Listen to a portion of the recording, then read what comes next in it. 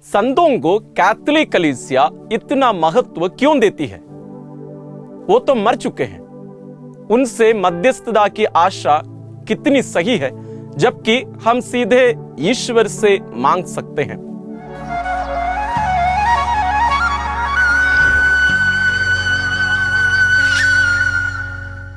आत्मदर्शन TV में आप सबका स्वागत है। इन दिनों हम आपके सवाल पूछिए क्यों कार्यक्रम कर रहे हैं। इनमें आप लोगों के सवालों का जवाब हम कलीसियाई दृष्टिकोण से दे रहे हैं। आज का आपके सवाल है, संतों को कैथोलिक कलीसिया इतना महत्व क्यों देती है? वो तो मर चुके हैं, उनसे मध्यस्थता की आशा कितनी सही है, जबकि हम सीधे ईश्वर से मांग सकते हैं। यह बहुत बड़ा एक सवाल है जो हमें सामान्य रूप से कैथोलिक और गैर कैथोलिक विश्वासी हमसे पूछते हैं। तो आइए आज के इस वीडियो को पूरा देखिए और यह सवाल और इस संतों से संबंधित बहुत सारे सवालों का जवाब आज हम आपको देंगे। तो आइए हम शुरू करते हैं। ये संत होते कौन है? विशेष रूप से बहुत सारे, भले वो कैथोलिक हो या गैर कैथोलिक, यदि एक व्यक्ति ये कहता है कि हम संतों से प्रार्थना कैसे मांग सकते हैं, उसका मुख्य कारण यह है क्योंकि वे ये सोचते हैं या हम ये सोचते हैं कि वे मर चुके हैं। मरे हुए लोग हमारे लिए कैसे ईश्वर से प्रार्थना कर सकते हैं? क्योंकि हम जो इस सिद्धांत का विरोध करते हैं कि संत लोग हमारे लिए प्रार्थना कर सकते हैं, उसका कारण यह है क्योंकि हम जो जीवित लोग हैं, हम एक दूसरे के लिए प्रार्थना करते हैं, एक दूसरे से प्रार्थना मांगते हैं। तो हमें कहीं पवित्र बाइबल से ढूंढ निकालना पड़ेगा, क्या कहीं भी ईश्वर ने यह कहा है कि जो हमारे लिए मर चुके हैं, अर्थात जो इस दुनिया में जीवित नहीं हैं, क्या वे ईश्वर के लिए भी मरे हुए हैं? इसका जवाब हमें पवित्र बाइबल में मिलता है। प्रभु यीशु इसका जवाब देते हैं संत लूकस रचित सुसमाचार अध्याय 20 पद संख्या 38। प्रभु ये कहते हैं, ईश्वर यानी वह मृतकों का नहीं जीवितों का ईश्वर है, क्योंकि उसके लिए सभी जीवित हैं। इस वचन को आप लिख के रखिएगा, यानी ईश्वर के लिए कोई भी मरे हुए नहीं है, ईश्वर के लिए सभी जीवित हैं। आपके लिए और मेरे लिए हमारे पूर्वज मर चुके हैं, क्योंकि हम उनको यहां देख नहीं सकते हैं। जो हमारे सामने नहीं है, जो इस दुनिया में नहीं है शारीरिक रूप में, वे हमारे लिए मर चुके हैं। लेकिन ईश्वर के लिए ऐसे नहीं है, ईश्वर के लिए सभी जीवित हैं, कोई भी मरा हुआ नहीं है। इसका मतलब यह है, हमारे लिए जो मर चुके हैं, यदि वे पवित्र थे और यदि वे स्वर्ग में हैं, तो वे हमारे लिए प्रार्थना कर सकते हैं। इसके बारे में पवित्र बाइबल क्या कहता है? कुरिन्थियों के नाम संत पौलुस का पहला पत्र अध्याय 1 पद संख्या 2 में यह लिखा है, आप लोग ईसा मसीह द्वारा पवित्र किए गए हैं और उन सबों के साथ संत बनने के लिए बुलाए गए हैं, जो कहीं भी हमारे प्रभु ईसा मसीह अर्थात अपने तथा हमारे प्रभु का नाम लेते हैं।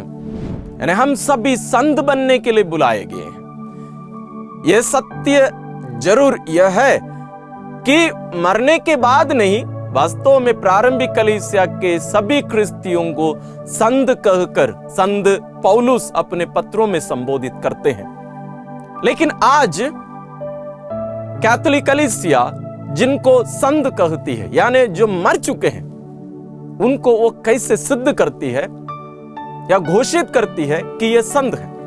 हम सभी संत मदर तेरेसा, जब वो जीवित थी, उस समय भी उनको लोग संत मानते थे। केवल कैथोलिक विश्वासी नहीं, अन्य विश्वास के लोग भी उन्हें संत मानते थे। और उनकी मृत्यु के तुरंत बाद उस समय के संत पिता संत जॉन पॉल द्वितीय, जो उनके घनिष्ठ मित्र थे, वो उनको संत घोषित करना चाहे, उनकी इच्छा थी, क्योंकि वो इतना पवित्र जीवन जी, लेकिन वो नहीं किए। क्यों? क्योंकि कलीसिया की जो शिक्षा, जो परंपरा चलती आ रही है अभी, उसके अनुसार यदि एक व्यक्ति की मृत्यु हो चुकी है, उनकी मध्यस्थता द्वारा कोई ना कोई चमत्कार सिद्ध होना है, साबित होना है, और उसकी जानकारी, उसकी जांच पड़ताल होती है, और उसमें भी प्रक्रिया है। इसमें 4 स्तर होते हैं। आखिरी स्तर है संत, उसके पहले है धन्य। जैसे हमारे इंदौर में धन्य रानी मरिया एक सिस्टर है, और इनको संत बनने के लिए इनकी मध्यस्थता द्वारा कोई ना कोई चमत्कार होना है, और कलीसिया उसको वैसे ही नहीं मानेगी। उसको एक गैर कैथोलिक डॉक्टर या एक से ज्यादा डॉक्टरों के द्वारा उसका जांच पड़ताल किया जाएगा, और जब यह सिद्ध होगा कि वास्तव में चमत्कार है, तब उस व्यक्ति को संत घोषित करती है कैथोलिक कलीसिया। किसी भी व्यक्ति को संत घोषित नहीं करती। इसलिए जिनको कैथोलिक कलीसिया संत करती है, उसका मतलब है कि वे हमारे लिए प्रार्थना कर सकते हैं। उसका अर्थ यह है कि वे ईश्वर के समक्ष स्वर्ग में हैं।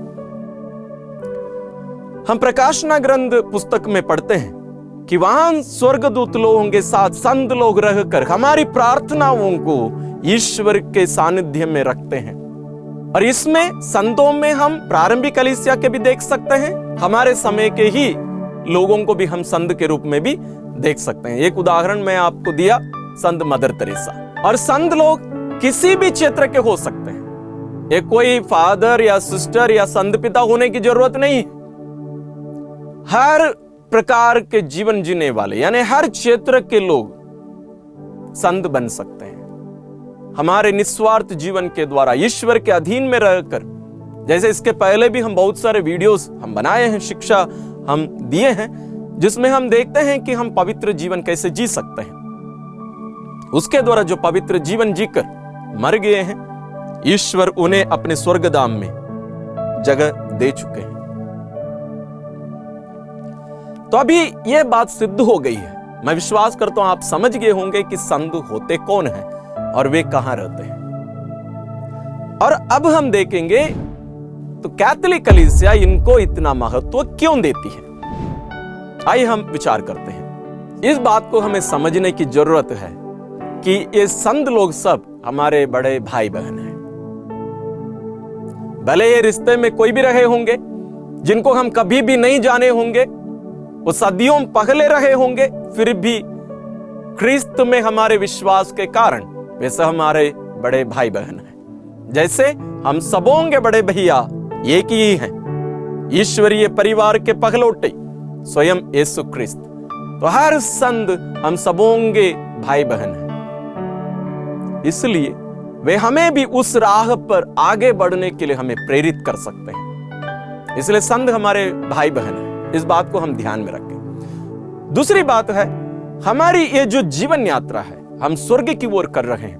हम इस दुनिया में जन्म लेकर यहीं खत्म होने वाले कोई व्यक्ति नहीं है। ईश्वर हमसे चाहते हैं कि हम सभी उनके पुत्र के प्रतिरूप में परिवर्तित किए जाकर हम स्वर्ग में उनके ईश्वरीय परिवार में जीवित रहें। और इस जीवन यात्रा में ये जो प्रक्रिया चल रही है, इस यात्रा में ये जो संत लोग हैं जो स्वर्ग पहुंच चुके हैं, वे हमारे हम सफर हैं। वे हमारे साथ चल सकते हैं, अपने आप नहीं। जब हम उनको बुलाते हैं, उनका नाम लेते हैं, आप कोई भी संत का नाम ले लीजिए, संत एंथनी हो, मां मरियम हो, संत जॉर्ज हो, और भी बहुत सारे हजारों संत हैं। हम उनको हमारे साथ ले चल सकते हैं। तीसरी बात है, वे हमारे लिए आदर्श हैं, रोल मॉडल्स। हम युवक युवतियां, माता पिता और बड़े लोग, हम सभी जिस क्षेत्र में हम कार्यरत हैं, उन क्षेत्रों के लोगों को आदर्श के रूप में लेते हैं। यदि आप कोई टीचर हो तो हो सकता है दुनिया के कोई टीचर को आप आदर्श मानते होंगे। यदि आप कोई स्टूडेंट हो, आपका जो लक्ष्य है जीवन का, कोई डॉक्टर बनना या इंजीनियर बनना और कुछ बनने का, या बहुत सारे युवक युवतियां कुछ एक्टर, क्रिकेटर्स या अन्य कुछ लोगों को आदर्श मानते हैं। लेकिन हम क्रिस्तियों के लिए कोई ना कोई संत आदर्श होना चाहिए, क्योंकि हमारा जीवन का लक्ष्य हम निर्धारित नहीं कर सकते। उसका लक्ष्य स्वयं ईश्वर निर्धारित कर चुके हैं, वो है उनके पुत्र प्रभु यीशु क्रिस्त के प्रतिरूप में बनाए जाना, यही है हमारे लिए ईश्वर की योजना और लक्ष्य। और इसमें संत लोग हमारे लिए आदर्श है। कैसे वे हमसे पहले इस दुनिया से वे चले गए, लेकिन प्रभु यीशु के प्रतिरूप में वे बनाए जा चुके। उसके लिए वे अपना योगदान, ईश्वर का साथ वे कैसे दिए, इसको हम उनसे सीख सकते हैं। इसलिए वे हमारे लिए आदर्श हैं। और एक महत्वपूर्ण बात है कि वे हमारे लिए प्रार्थना कर सकते हैं। इसको विस्तार रूप में आखिरी में देखेंगे। संत लोगों से हम प्रार्थना की मांग कर सकते हैं। शुरू में भी हम ये देखे हैं कि वे स्वर्ग में हैं, तो वे हमारे लिए ईश्वर से प्रार्थना कर सकते हैं। और अगला महत्वपूर्ण कारण है, वे हमारे लिए प्रेरणा स्रोत हैं। ना केवल वे आदर्श हैं, बल्कि प्रेरणा स्रोत हैं। मतलब जब हम नीचे गिर जाते हैं, जब हमें लगता है कि मेरा जीवन अर्थपूर्ण नहीं है, अर्थहीन है, मेरे जीवन का कोई मतलब नहीं है, जब माता पिता अपने बच्चों को, अपने संतानों को सन्मार्ग पर चलाने के लिए, अपने परिवार के लोगों के लिए, दूसरों के लिए अपने आप को बलि चढ़ाते हैं, लेकिन उनको धोखा मिलता है, तो क्या करें? हम नीचे पड़ जाते हैं। हम लोगों को लगता है कि अभी मुझे ये सब नहीं करना चाहिए, हम लोग हार मान लेते हैं। लेकिन जब हम संतों को जानेंगे, उनके जीवन को जानेंगे, जैसे संत मोनिका अपने परिवार के लिए अपने आप को बलि चढ़ा दी, अपनी सासू मां, अपना पति, अपना बेटा, उनके लिए ही अपने आप को पूर्ण रूप से बलि चढ़ा दी थी। जब हमारी माताएं इस महान संत के बारे में जानेंगी, उनको लगेगा कि नहीं, मुझे हार नहीं माननी चाहिए, क्योंकि मेरी बहन, मेरी मां मोनिका ऐसे जी, वो मेरे लिए प्रेरणा स्रोत है, वो मुझे प्रेरणा देती है, नहीं बेटी तुम्हें हार नहीं माननी है। इसलिए संत लोग हमारे लिए प्रेरणा है। मैं एक उदाहरण दिया, इसी प्रकार हमारे जीवन जिस क्षेत्र में भी हम जी रहे हों, एक पुरोहित के लिए भी, हम सबके लिए आदर्श संत लोग मिल सकते हैं, हमें ढूंढना है। और एक महत्वपूर्ण जो बिंदु है, संतों की सहभागिता, यानी हमें संतों के साथ जीना है। कलीसिया 3 जगह पर उपस्थित है, 3 जगह पर, एक यहां इस पृथ्वी पे, दूसरा स्वर्ग में, और तीसरा सौदाग्नि में, यानी जहां शुद्धिकरण का जो स्थान कहा जाता है, अंग्रेजी में पर्गेटरी बोलते हैं, वहां भी हमारे भाई बहन हैं। तो कलीसिया ऐसे 3 जगहों पर उपस्थित है। इसलिए हम सबों को यह ध्यान में रखना चाहिए कि हम कहीं भी जन्म में क्यों ना हो, हम सभी एक ही परिवार के लोग हैं, हम सभी प्रभु यीशु के भाई बहन हैं, हम एक ही पिता की संतान हैं। इस सत्य को ध्यान में रखकर हमें जीने की जरूरत है। इसके बाद और एक विशेष महत्वपूर्ण एक कार्य जो संत हमारे लिए कर सकते हैं, वो है उनकी शिक्षा के द्वारा हम बहुत कुछ हमारे जीवन में प्राप्त कर सकते हैं। अफसोस की बात है, संतों की शिक्षा या उनके लेख हमें हिंदी में बहुत कम मिलते हैं। मेरी आशा है कि हम लोग में से बहुत सारे लोग निकलेंगे जो अंग्रेजी बहुत सारे लोग आप लोग भी जानते होंगे। इन महान संतों के लेखों को हिंदी में भी हमें अनुवाद करने की जरूरत है। उनकी शिक्षा को हमें जानने की जरूरत है और उनके अनुसार चलने की जरूरत है। अब ये एक प्रश्न आपके मन में उठ सकता है, फादर जी जैसे आपने कहा हजारों संत है, हम अपने लिए एक आदर्श संत के रूप में, संरक्षक संत के रूप में हम कैसे चुने? हो सकता है आपका नाम कोई संत का नाम हो, या आपको बपतिस्मा के समय कोई संत का नाम दिया गया हो और आप भूल गए हो। यदि वैसे कुछ हो तो आप पता लगाइए, यदि नहीं है आप ढूंढ सकते हैं। आप वास्तव में ढूंढ नहीं पा रहे हैं तो आप कमेंट में पूछिए, हम आपको मदद करेंगे। अन्यथा आप गूगल करके भी देखेंगे या आपके पल्ली पुरोहित के पास जाएंगे कि फादर जी मुझे एक संरक्षक संत की जरूरत है, तो आपके पल्ली पुरोहित या धर्म बहने आपको मदद कर सकते हैं। लेकिन आपका जो जीवन शैली है या आप जिस क्षेत्र में जी रहे हैं, एक माता के रूप में आपको आदर्श संत की जरूरत है, एक पिता के रूप में, एक पुरोहित के रूप में, एक युवक युवती के रूप में, आप उसके अनुसार अपने लिए एक आदर्श संत चुन सकते हैं। और उनको ऐसे ही चुन के रखना नहीं है। उनको क्या करना है, जब भी आप प्रार्थना करने के लिए बैठ रहे हैं, कोई भी काम करने के लिए बैठ रहे हैं, पढ़ाई कर रहे हैं, कहीं भी जा रहे हैं, उस संत को कहना है, संत मेरे साथ चलिए, मैं ये कार्य करने वाला हूं, मेरे साथ चलिए। और जब प्रार्थना के लिए बैठेंगे उनसे कहेंगे कि चलिए मेरे साथ प्रार्थना करिए। और संत लोग हमारे लिए सब कर सकते हैं। और जब तक हम उनका नाम लेकर उनसे मदद नहीं मांगेंगे, उनको नहीं बुलाएंगे, वे अपने से कुछ नहीं कर सकते। हमें उनको बुलाना पड़ेगा। यही ईश्वर और उनके बीच में फर्क है।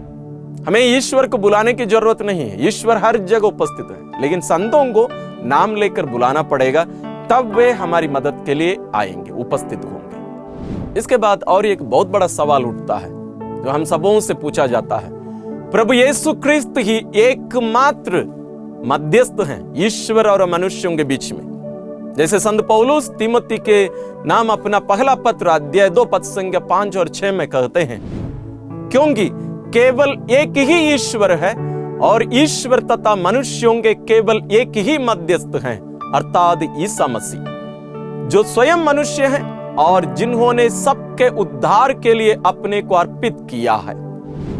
तो यहां संत पौलुस हमसे ये कह रहे हैं, ईश्वर और मनुष्यों के बीच में एक ही मध्यस्थ है। लोग हमसे पूछते हैं, तो कैसे संत लोग हमारे लिए मध्यस्थ कर सकते हैं? मैं आपसे एक प्रश्न पूछना चाहता हूं, क्या आप एक दूसरे के लिए प्रार्थना नहीं करते? क्या आप एक दूसरे से प्रार्थना की मांग नहीं करते? तो संतों से हम मध्यस्थता क्यों नहीं मांग सकते?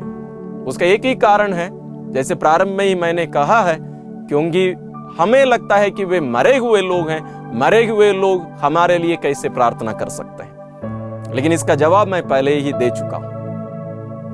लेकिन इसमें एक बात और जोड़ना है, हमारी सारी प्रार्थनाओं को हम समाप्त करते समय हम ये कहते हैं, हम ये प्रार्थना करते हैं अपने प्रभु क्रिस्त के द्वारा। हमें क्रिस्त के नाम से ही प्रार्थना करनी है। सारी प्रार्थनाओं को, भले हम कोई संत को हमारे लिए मध्यस्थता मांगने के लिए हम कहते हैं, लेकिन अंत में सारी प्रार्थनाओं को हम प्रभु यीशु के नाम में ही पिता के चरणों में हम अर्पित करते हैं। इसलिए ध्यान में रखिएगा। और मुझे विश्वास है, यदि आप यहां तक देखे हैं, समझे हैं, तो आपके मन में हो सकता है और भी कुछ सवाल उठ रहे हो, संतों के बारे में हो, अन्य भी हमारे विश्वास से संबंधित, तो आप जरूर हमसे पूछिए और हम आपको सही जवाब देने की कोशिश करेंगे। आइए हम सब मिलकर विश्वास में आगे बढ़े। धन्यवाद।